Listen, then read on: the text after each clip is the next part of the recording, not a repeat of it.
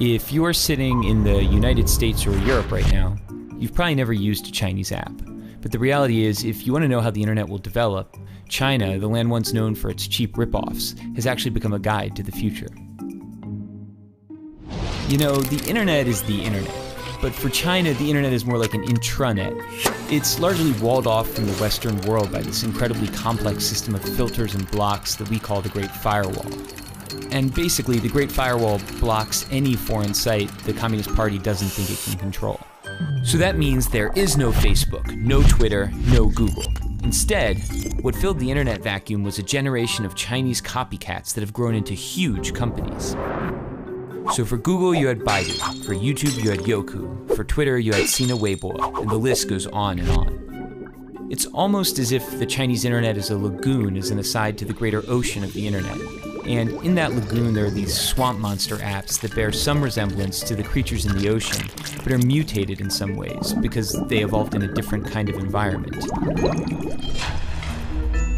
But things have started to shift in the sense that before, no one outside of the lagoon really cared about the swamp monsters. But now all of a sudden, some of the features they've developed are so amazing that Western apps are trying to copy them. And the greatest example of this is WeChat. WeChat is an example of, for lack of a better word, a super app. It's a Swiss Army knife that basically does everything for you. It's your WhatsApp, Facebook, Skype, and Uber. It's your Amazon, Instagram, Venmo, and Tinder. But it's other things we don't even have apps for. There are hospitals that have built out whole appointment booking systems. There are investment services. There are even heat maps that show how crowded a place is, be it your favorite shopping mall or a popular tourist site. The list of services goes on basically forever. But it's not the variety of things you can do on WeChat that makes it so powerful. It's the fact that they're all in one app. So why does that matter? Hypothetically, imagine you're sitting at home and one day you notice your corgi is dirty. You open WeChat, hit a few buttons, and a few hours later a man shows up at your door with some shampoo and a big vacuum. Your dog gets cleaned and he looks great. You take a photo, you share it with your friends, and tag the dog cleaning business. You haven't left the app. Your friend who likes Hello Kitty and works a boring office job is slacking off at work and looking at WeChat. She sees the photo of your clean corgi. She decides she wants her poodle cleaned. She clicks the tag on your photo and orders the same service.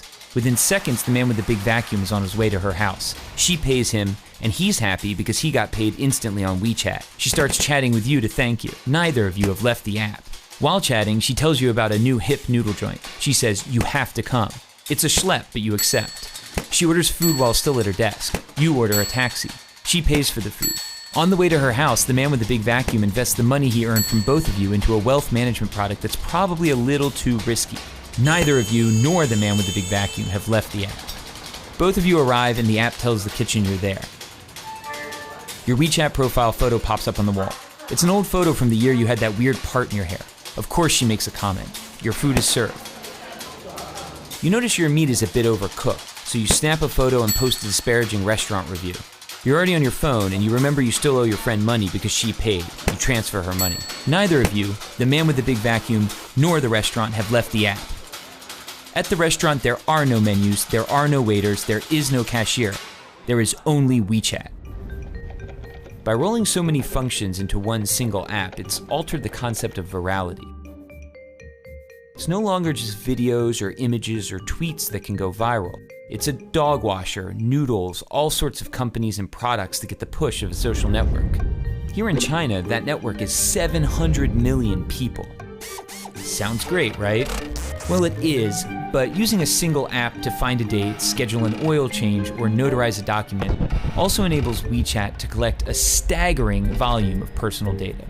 They know what you talk about, who you talk about it with, what you read, where you go, why you're going there, who's there, how you spend money when you're online, how you spend money when you're offline. The list goes on indefinitely. For advertisers, this is a miracle. It's the combined data of Facebook, Amazon, Google, and PayPal, all in one place. The problem is, all of the data is information Chinese companies are forced to share with the Chinese government, which has a long record of human rights violations, and isn't exactly shy about stalking its citizens. So if you're not in China, why does this matter? It matters because we're starting to see a number of Western tech companies attempt to replicate super apps like WeChat. For the companies, it's incredibly powerful, and for you and me, it's a convenient and even transformative technology. But of course, it could also be problematic.